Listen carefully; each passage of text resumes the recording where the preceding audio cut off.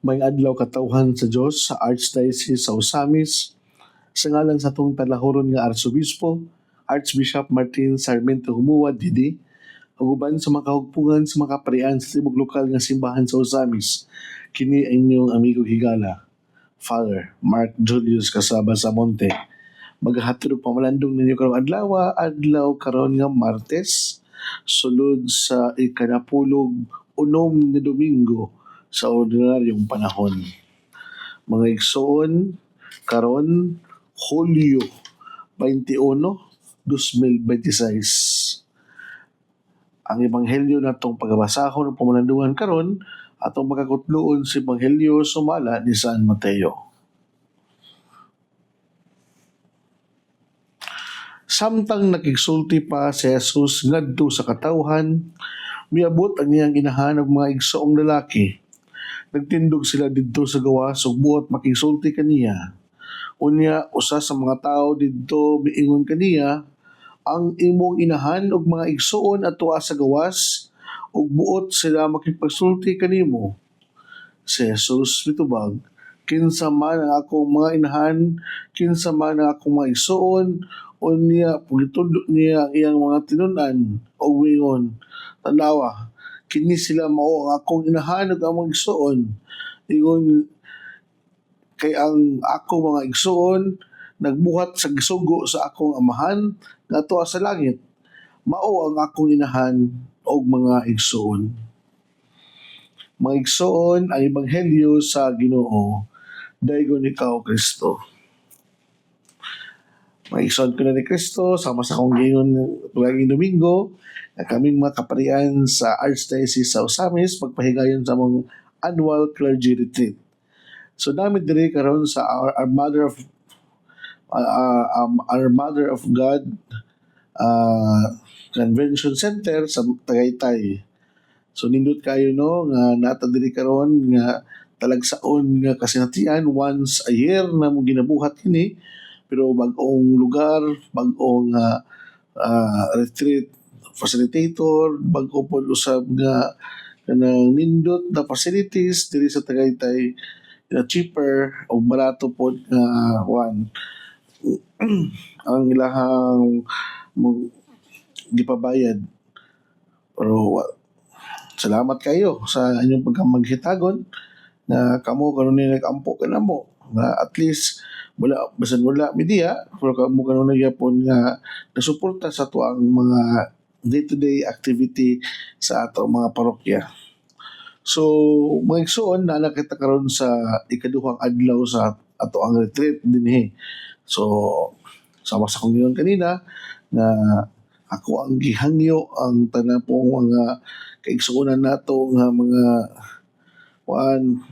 masakiton na pasensya sa gyud nga wala pa inyong ubos nga lingkod nga si Father MJ nga pakadihog kaninyo, pero ipadala lang yung mga pangalan di sa mga nurse station kay aton i-apply sa to ang mga daily prayers o ato pong halaran ng mga pag-ampo.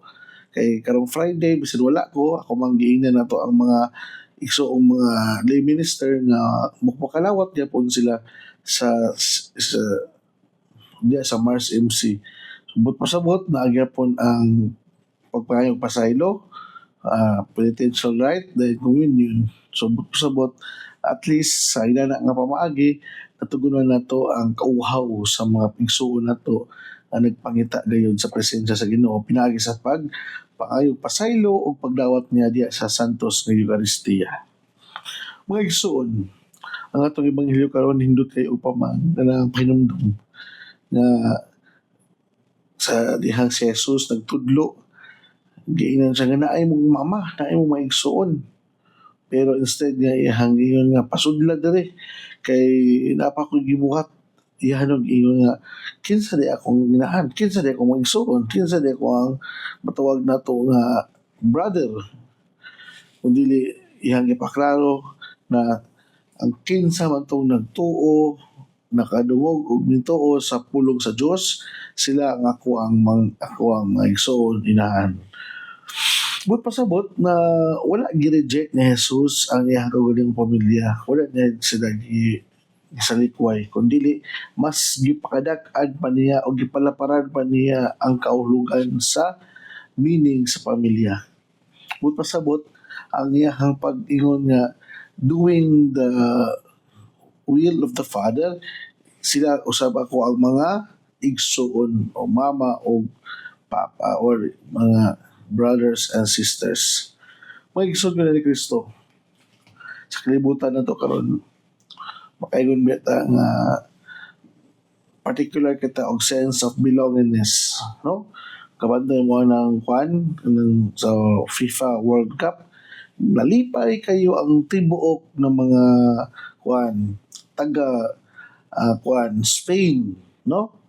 Sa kaya naman dili para bitong nabito ang pagsandurutay na ang kanang itawag nato nga ang the inner joy nga ang ato ang nasod nakadaog.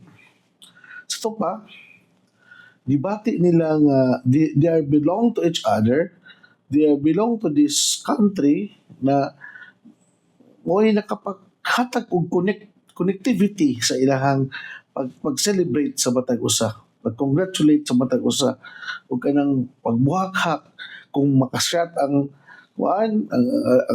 ang pikas mo mag-goal kung makashot po na ginang team malipay. So pakaingon ba ta nga dili man siguro sila they are brothers and sisters by blood, pero tungod kay sila na ay gituuhan na kaning nasod na ako ang gipuy-an o kini ay naghatag ni nag-unifying factor sa ilahang pagkasumusunod ni Kristo. Mga igsoon sa kinabuhi nato kaming mga pari diri no nga nag-retreat dili ba mi kaingon na igsuon mi because we are coming from the same ground, the same town. Makaingon ba mi nga igsuon mi tungod kay we have the same orientation, the same family, the same seminary. Nabi may mga gap, generation gap, napay gitawag nato nga gap po usab sa number of years sa pagpangalagad sa ministriya. So kani despite of this, all of these the differences mo dili kini naghatag na mo og division and conflict, kundi mo inoon ang nahimong unifying factor as long as we have the same Father na gisunod, we have the same Jesus Christ nga oy amo ang giparian. So we have the same fiat, we have the same yes na giuhan sa panahon sa ordinasyon. So diha may nagkahimong mga igsoon nga we have the same nga itong matawag nato nga muhing timaan sa pagapari nga willing to sacrifice, willing to die for oneself just to obey God selflessly and to avoid selfish decisions in life o ang mahimo na mo ang pag-submit na gyud sa mga kabubuton ngadto sa samahan nga mo'y nakahatag kay usa nga makayon kita nakitang tanan mga maigsuon. Maigsuon ko ni Kristo hinaot pa unta. Dili man lilim kita naningkamot sa pagsunod sa kabubuton sa Ginoo. Dili man lilim siguro nga kita kanunay nag-struggle sa pagsunod sa kabubuton sa Ginoo. Pero ang importante nga kitang tanan kung unsa man ang mga tumong tinguha nato sa ato ang kinabuhi karon, we have one goal, we have one objective, we have one dreams and aspiration sa ato ang Ginoo is to live this pagka-ordained minister faithfully, and we are willing to offer our life until last breath sa pagapari. So dili lalim. Karami taong makaingon ka nga dili lalim ang pagkinabuhi nga mura na nakagpatyon sa imuhang mga ministry. Dili lalim tungod kay sa imuhang pagpangalagad ma-isolate ka o sahay malimtan ka sa uban sa nimo mga malimtan nimo pag-alagad ang imong mga igsoon kay busy ka sa pagpangalagad sa uban. You know what? as kaning retreat no nagpahinumdom kini nga we have our obligation to take care of one another. We have our obligation as gitawag itong sacramental brotherhood dili sa Archdiocese of Osamis isip mga pari na before may magalagad sa uban, before may muhatag og care and love sa uban, dapat dili na mo sa matag usa unta na mo ibabati ang panaghigugmaay ug pagsinabtanay, no? Dili ta sa sulod pa sa presbyterium sa kuan ba, sulod sa ato ang Archdiocese of Osamis na makaingon bitaw ta nga we are brothers. We are brothers not despite of our differences prinsipyo sa kinabuhi, paglandaw sa kinabuhi, unsay pang strategies at techniques sa pagpalambo sa mga tagparokya. Daghan tag mga matawag na to nga lantawunon na usahay mura og kanang dili unta taginahan pero tungod kay we say yes to one Father, one God, and we say yes sa usa ka Dios kamo ay hinungdan sa tuang pagkapari karon.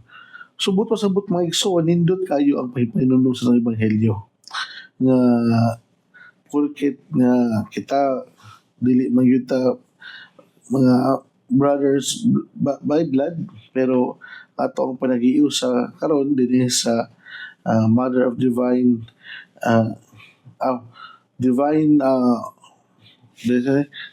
sa ito pagtapok diri sa Tagaytay nanin kamot ang ma-renewed nato ang ato ang yes ngadto samahan sa dihang kita giordinahan, no? Ami may kay pamati no ato mga panahon na kita giordinahan na kanang submissive gyud ta sa ato ang obispo, submissive gyud ta sa Dios. Kaya ato mga obispo sila man ang gitugyanan sa the fullness of priesthood. Mao na nga paunta nga kita as we are willing to offer our yes, our fiat to God. We are always willing to say yes to our local ordinary as the representative of God here on earth. So mga igsoon ni Kristo, hinangat paunta sa ato ang pagpaningkamot usab nga mabati nato ang ato ang pagkahiusa nga mga igsoon sa Dios kung asa man ta na bilong karon nga parokya asa man ta na bilong karon asa man ta mga assignment we learn to sit aside for a while og i-focus na nato ang ato ang atensyon ug ato ang panahon sa matag usa dinhi sa clergy house. We give time to talk to each other. We give time to communicate to each other. We give time to have a moment to each other aron para sa ato ang pagbalik po nato sa ato ang mga tatag sa mga assignment. We share joy. We share this live experience of faith and ang kung sa man itong angay i-share sa uban para ipadayag nato na kita naningkamot usab sa ato ang annual clergy retreat. Naningkamot ta nga makaton, maningkamot ta mas kaila pa sa kaugalingon o sa mutatulan daga kita tigong kusog ug kadasig na makasabot sa dynamic sa ato ang kaugalingon o kita usab makasabot sa ato ang free will nga mao ang first topic na hinapunta daw na the grace to start a new beginning na nindot kayo ang pagsugod aron kini kung di mo usama sa mga indicator good nga you have a good retreat. So kung pagtimbaya no sa ato ang mga kaigsuonan nga sa ulog silang birthday karong bulana. Once again, joyful and blessed day. Sila paunta nga bisag mamano ka ng wala tayong mga gintinag ko kasi celebration pero ang atong pagpasalamat sa Diyos is more than enough na kita may acknowledge o may recognize nga kita yung mga binuhat o kita sa makasala sa ato ang paghimo og mga desisyon og lakang sometimes sa kinabuhi. So mga igsoon, din nagkutob, ayaw kang kalimot ang pulong sa Diyos, ang ayun nga pamation, pamalandungan, o paningkamutan na to, kini mo ay magdalaga na to sa to ang kinabuhing pagkabalaan. O manusap, uwan sa pangama sa tamahal nga Birhen nga si Santa Maria, na ito gitawag din sa mismiston nga Birhen sa Kuta, ang Diyos unta panalangin ka nato sa ngalan samahan sa Anak sa Espiritu Santo. Amen. Daghang salamat ug God bless ka atong tanan.